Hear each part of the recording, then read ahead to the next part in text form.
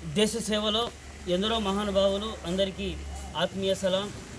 ఈరోజు ఆంధ్రప్రదేశ్లోని నంద్యాల పట్టణంలో అబ్దుల్ సలాం గారి కుటుంబం చాలా దయానీయ స్థితిలో ఆత్మహత్యకు పాల్పడడం హృదయ విచారకర సంఘటన. నేను ఈ సందర్భంగా వారి కుటుంబానికి, వారి బంధుమిత్రులకు అందరికీ కూడా నేను ప్రగాఢ సానుభూతిని తెలియజేస్తున్నా. ఇక ముఖ్యంగా ఈ యొక్క సంఘటన జరిగిన వెంటనే రాష్ట్ర ప్రభుత్వం వెంటనే స్పందించి ఇటు డిప్యూటీ సీఎం, మైనార్టీ నాయకులు సీఎం గారి దృష్టికి తీసుకుని వెళ్ళిన వెంటనే స్పందించినటువంటి జగన్మోహన్ రెడ్డి గారు ఆ సంఘటనకు బాధ్యులైనటువంటి సిఐని, హెడ్ కానిస్టేబుల్ మీద వెంటనే ఎఫ్ఐఆర్ని బుక్ చేయించి వాళ్ళని అరెస్ట్ చేయించడం చాలా సంతోషదగ్గ విషయం. అదేవిధంగా ఆ మృతుల కుటుంబాలకు 25 లక్షల ఎక్స్ట్రా గ్రేషియాను ప్రకటించడం ముస్లిం మైనార్టీల తరఫున మేము హృదయపూర్వక కృతజ్ఞతలు తెలియజేస్తూ, ఇక ముఖ్యంగా ఈరోజు నంద్యాల పట్టణం మీద అందరి దృష్టి కేంద్రీకృతమైంది. ముఖ్యంగా నేను ఈరోజు తెలుగుదేశం పార్టీ అధినేత చంద్రబాబు నాయుడు కానివ్వండి, ఆ యొక్క పార్టీ యొక్క నాయకులకు నేను సూటిగా ఒకటే ప్రశ్నించదలుచుకున్నా. మీరు దయచేసి శవ రాజకీయాలను పక్కన పెట్టండి. మీకు ఎటువంటి రాజకీయ ఉనికి లేకుండా ఇదే ప్రజల చేతిలో మీరు భంగపాటు అయ్యి ఇదే వైఎస్ఆర్ కాంగ్రెస్ పార్టీని అందాలని ఎక్కిస్తే మీరు జీర్ణించుకోలేకుండా ఇటు మైనార్టీ సామాజిక వర్గాన్ని ఇటు వైఎస్ఆర్సీపీ నుండి దూరం చేసే ప్రక్రియలో భాగంగా దీన్ని శవ రాజకీయాలకి తెరదీస్తూ దీన్ని రాజకీయ పావుగా వాడుకోవడం చాలా హేయమైన చర్య. దీన్ని నేను తీవ్రంగా ఖండిస్తూ తీవ్రంగా హెచ్చరిస్తున్నా.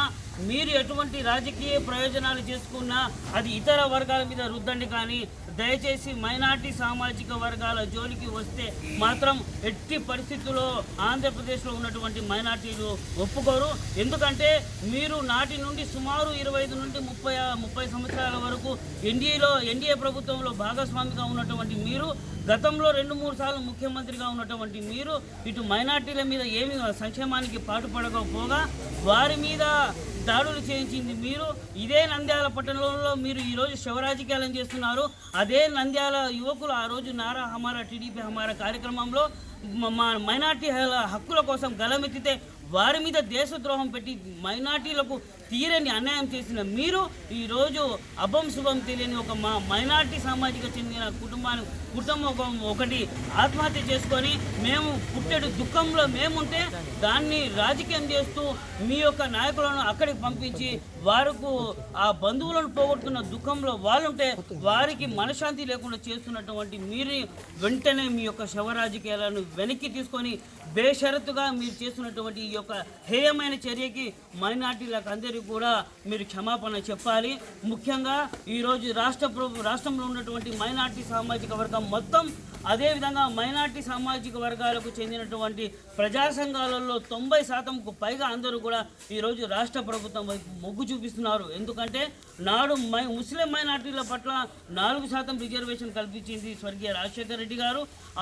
దాని తర్వాత అధికారంలోకి వచ్చిన అనతి కాలంలోనే 1 సంవత్సరంలోనే ఇటు మైనార్టీలకు సబ్సిడీ రుణాలు కానివ్వండి, అదేవిధంగా మైనార్టీ కార్పొరేషన్లో డబ్బులు కేటాయించడంలో కానీ అత్యధికంగా చేసింది వైఎస్ఆర్సీపీ అనేది అందరికీ తెలిసిన విషయం.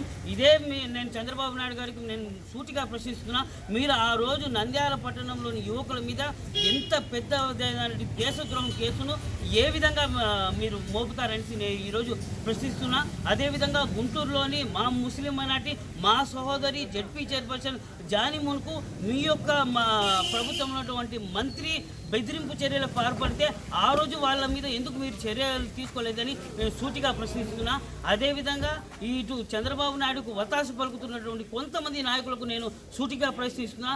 ఈరోజు మీరు చలో నంద్యాల, చలో అబ్దుల్ సలాం కుటుంబం అని ఏ విధంగా అయితే నినాదాలు చేస్తున్నారో ఆ రోజు ఇదే సామాజిక వర్గాల మైనార్టీలకు అన్యాయం జరిగినప్పుడు మీరంతా ఎక్కడికి వెళ్ళారని నేను సూటిగా ప్రశ్నిస్తున్నా. కాబట్టి దయచేసి ఇకనైనా ఇంతటితో ఇక్కడికి శవరాజకీయాలకు ఆపి దగాపడిన అదేవిధంగా అన్యాయానికి గురి అయినటువంటి మైనార్టీ సామాజిక వర్గ మన సోదర కుటుంబాలకు మనం అందరూ అండగా నిలవాలని, వారికి న్యాయం జరగాలని కోరదాం. జై హింద్.